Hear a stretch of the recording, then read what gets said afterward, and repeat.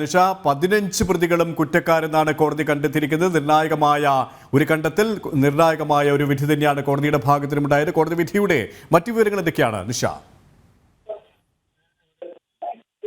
കേസിലെ മുഴുവൻ പ്രതികളും കുറ്റക്കാരെന്നാണ് മാവേലിക്കര അഡീഷണൽ സെഷൻസ് കോടതി കണ്ടെത്തിയിട്ടുള്ളത്. ഇതിൽ 1 മുതൽ 8 വരെയുള്ള പ്രതികളെ കൊലക്കുറ്റം ആണ് ചുമത്തിയിരിക്കുന്നത്. ഇവർ നേരിട്ട് സ്വന്തം കൈകൾ കൊണ്ട് കുറ്റകൃത്യത്തിൽ പങ്കെടുത്തതായാണ് കോടതി പറഞ്ഞിട്ടുള്ളത്. 1 മുതൽ 8 വരെയുള്ള പ്രതികൾ മാത്രമല്ല, 1 മുതൽ 8 വരെയുള്ള പ്രതികൾ ദൃക്സാക്ഷികളെ ഭീഷണിപ്പെടുത്തി, അവരിൽ മരണഭയം സൃഷ്ടിച്ചുകൊണ്ട് ഭീഷണിപ്പെടുത്തി, അത്തരത്തിലുള്ള കാര്യങ്ങളും കോടതി പറഞ്ഞിട്ടുണ്ട്.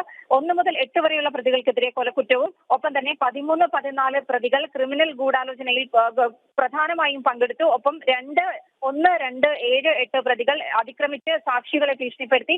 9, 12 പ്രതികൾ വീട്ടിൽ അതിക്രമിച്ച് കയറി കൊലപാതകം നടത്തി സാക്ഷിയെ ഭീഷണിപ്പെടുത്തി. ദൃക്സാക്ഷികളിൽ മരണഭയം വരെ ഉണ്ടാക്കി. അത്തരത്തിലുള്ള കാര്യങ്ങളാണ് കോടതി നിരീക്ഷിച്ചിട്ടുള്ളത്. എന്തായാലും കേരളത്തെ ആകെ ഞെട്ടിച്ച ഒരു കൊലപാതക കേസിലാണ് ഇപ്പോൾ കോടതിയിൽ പ്രോസിക്യൂഷൻ വാദം തുടരുന്നത്. പ്രതികളെല്ലാം തന്നെ വളരെ വലിയ കുറ്റത്തിൽ തന്നെ ഏർപ്പെട്ടിരിക്കുന്നു എന്നാണ് കോടതി പറഞ്ഞത്. ഞാൻ നേരത്തെ പറഞ്ഞതുപോലെ 1 മുതൽ 8 വരെയുള്ള പ്രതികൾ സ്വന്തം കൈകൊണ്ട് കുറ്റകൃത്യം നടത്തി എന്ന് പ്രത്യേകം തന്നെ സെഷൻസ് കോടതി ജഡ്ജി വി ശ്രീദേവി പറയുകയുണ്ടായി. എന്തായാലും കേരളത്തെ മുഴുവൻ ആകെ ഞെട്ടിച്ച ഇത്തരത്തിലുള്ളൊരു അതിക്രൂരമായ കൊലപാതക കേസിന്റെ വിധി പറയാം അല്പസമയത്തിനകം തന്നെ എന്തായാലും പറയും. പ്രതികൾക്ക് പരമാവധി ശിക്ഷ നൽകണമെന്നാണ് പ്രോസിക്യൂഷൻ കോടതിയോട് അഭ്യർത്ഥിച്ചിട്ടുള്ളത്. എന്തായാലും ഇത്തരത്തിൽ കൊലപാതക കുറ്റം 1 മുതൽ 8 വരെയുള്ള പ്രതികൾക്കെതിരെ കൊലപാതക കുറ്റം ചുമത്തിക്കൊണ്ടാണ് ഇപ്പോൾ സെഷൻസ് കോടതി ജഡ്ജി വി ശ്രീദേവി കോടതിയിൽ പ്രോസിക്യൂഷൻ വാദം തുടരുന്നത്. എന്തായാലും രഞ്ജിത്ത് ശ്രീനിവാസൻ കൊലപാതക കേസിലെ 15 പ്രതികളും കുറ്റക്കാരാണെന്നാണ് കോടതി പറഞ്ഞിട്ടുള്ളത്.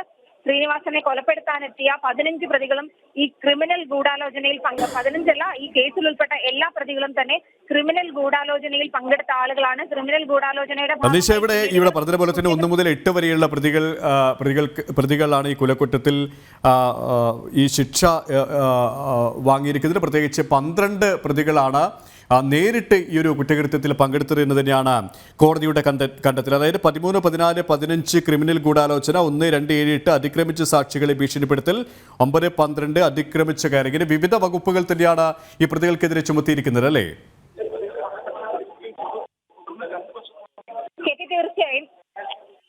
തീർച്ചയായും ഇവർക്കെതിരെ കൊലപാതക കുറ്റം അടക്കമുള്ളവ ചുമത്തിയിട്ടുണ്ട്. മാത്രമല്ല ഇതിൽ പറഞ്ഞിട്ടുള്ളത് 643, 647, 648, 449 എന്നീ സെക്ഷനുകൾ പ്രകാരമാണ് കേസ് എടുത്തിട്ടുള്ളത്. 9 മുതൽ 12 വരെയുള്ള പ്രതികളെ 447 പ്രകാരം ഈ ദൃക്സാക്ഷികളെ ഭീഷണിപ്പെടുത്തൽ, ഒപ്പം തന്നെ വീട്ടിൽ അതിക്രമിച്ച് കയറൽ, ഈ ദൃക്സാക്ഷികൾക്ക് മരണഭയം ഉണ്ടാക്കൽ, അത്തരം കാര്യങ്ങളാണ് കോടതി പറഞ്ഞിട്ടുള്ളത്. 1ഉം 2ഉം പ്രതികൾ 1ാം സാക്ഷിയെ, അതായത് ഈ രഞ്ജിത്ത് ശ്രീനിവാസന്റെ അമ്മയെ അന്യായമായി തടഞ്ഞു വെക്കുകയും പരിക്കേൽപ്പിക്കുകയും ചെയ്തിട്ടുണ്ട്. ഒപ്പം തന്നെ 1 മുതൽ 8 വരെയുള്ള പ്രതികൾ സ്വന്തം കൈകൾ കൊണ്ട് കുറ്റകൃത്യത്തിൽ ഏർപ്പെട്ടു. അത്തരം കാര്യങ്ങൾ കോടതി പറഞ്ഞിട്ടുണ്ട്. നിഷ തുടരാം. നിഷ പറഞ്ഞതുപോലെ തന്നെ 1 മുതൽ 8 വരെയുള്ള പ്രതികൾ സ്വന്തം കൈകൾ കൊണ്ട് കൃത്യം നിർവഹിച്ചവരാണെന്നാണ് കോടതി കണ്ടെത്തിയിരിക്കുന്നത്. 12 പ്രതികൾ ഈ ഒരു കുറ്റകൃത്യത്തിൽ നേരിട്ട് പങ്കെടുത്തു. 15 പ്രതികളാണ്. ഈ 15 പ്രതികളും കുറ്റക്കാരാണ്. ഗൂഢാലോചന നടത്തി ഇവർക്ക് സഹായങ്ങൾ നൽകി എന്ന രീതിയിൽ തന്നെയാണ് മറ്റ് പ്രതികൾക്കെതിരെയുള്ള കുറ്റങ്ങൾ തെളിഞ്ഞിരിക്കുന്നത്. ഇനി വിധി പ്രഖ്യാപനം, അതുമായി ബന്ധപ്പെട്ട വിശദാംശങ്ങൾ എന്തൊക്കെയാണ് നമുക്ക് മനസ്സിലാക്കാൻ സാധിക്കുന്നത്? ഇവർക്കെതിരെയുള്ള ഈ കുറ്റക്കാരെന്ന് കണ്ടെത്തി, ഇനി ഇവർക്കുള്ള ശിക്ഷാവിധിയുടെ വിവരങ്ങൾ കൂടി എപ്പോഴായിരിക്കും ശിക്ഷ വിധിക്കുക?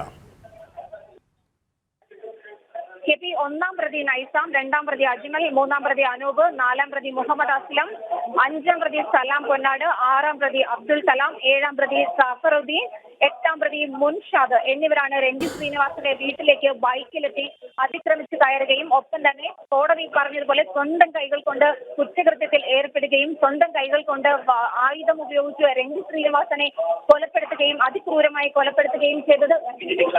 വിധി ഏറ്റവും പുതിയ ഒരു വിവരം, ഈ കേസിൽ വിധി തിങ്കളാഴ്ച പ്രസ്താവിക്കുമെന്നാണ് കോടതി പറഞ്ഞിരിക്കുന്നത്. ഈ കേസിൽ വിധി തിങ്കളാഴ്ച പ്രസ്താവിക്കുമെന്നാണ് മാവേലിക്കര സെഷൻസ് കോടതി പറഞ്ഞിരിക്കുന്നത്. എന്തായാലും പ്രതികൾ എല്ലാവരും കുറ്റക്കാരാണ് എന്ന് തെളിഞ്ഞ ഒരു സാഹചര്യത്തിൽ കേസിന്റെ വിധി പറയാനായി അടുത്ത തിങ്കളാഴ്ചത്തേക്ക് മാറ്റിവെച്ചിട്ടുണ്ട്. സുരേഷ്.